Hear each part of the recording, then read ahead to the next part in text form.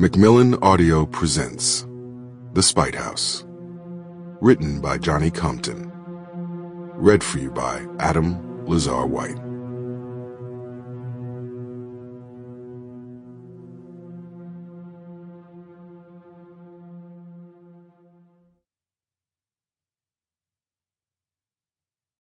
Chapter 1. Eric. The Masson house of Degener, Texas, was like the corpse of an old monster, too strange and feared for most to approach it, much less attempt to bury it. After all, it might be feigning death or dormant. In the primary photograph of the full-page ad, the house's rectangular windows reflected the sun. Behind the house, the treetops looked close enough to brush the walls of the second floor when the wind blew. It was gaunt and gray, old and sickly.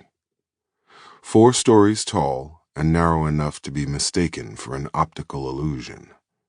Like the photographer was one step to the left or right away from revealing the other half or 2/3 of the house they had skillfully hidden. Another picture showed the house overlooking a shallow valley and 3 buildings that, according to the description beneath the photo, once comprised an orphanage, and before that, a family estate. Eric Ross could not find much more about the house online. A wiki of the most haunted places in Texas stated, "If the Masson house came to life one night and climbed down the hill to destroy that old orphanage, no one in Degener would be quite as shocked as you'd think." Eric wondered whether he should share this part with his older daughter, Des, or just show her the ad, keeping to himself the quick research he was doing in the motel's complimentary office, a small, doorless closet with a sluggish computer. He valued Des's input. Had she objected to them leaving home and pursuing a fugitive path, they might still be in Maryland. But he felt the need to steer her in a certain direction. Not manipulate or misinform her, but guide her, as a father should. In this case, that guidance would come by way of what he withheld. The daily effort of finding a semblance of real work was exhausting him. 8 months of driving from one new place to another, from one new job to another, starting over again and again. It was unsustainable. There were only so many cash payment construction, security, or dubious sales jobs to be found, and they all came with significant risk. More than once he'd been asked to do something of questionable legality.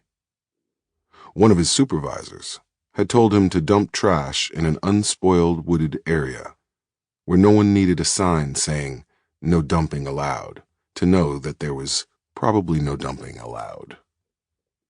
At one security job, he discovered too late that he and his 6 co-workers had been hired to look intimidating while their boss negotiated with a prospective partner, who at one point threatened to call the cops, saying, "I don't feel safe here."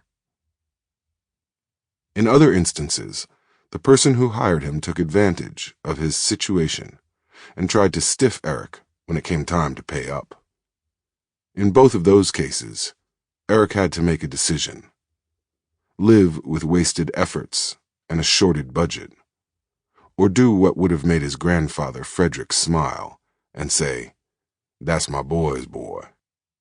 Twice, he chose to ignore the examples his father had set for him, to be the figurative bigger man and walk away, and instead mimicked what he'd once seen his grandfather do when he was a boy: take advantage of being the literal bigger man. Each time, he squared up and stepped closer to the men trying to cheat him, saying, "It'll cost you a lot more not to pay me." It always felt like the right thing to do, and filled him with a fire that burned out too fast. It also felt like a trick he couldn't keep getting away with. He was a few inches shorter than his grandfather. Sample complete. Ready to continue?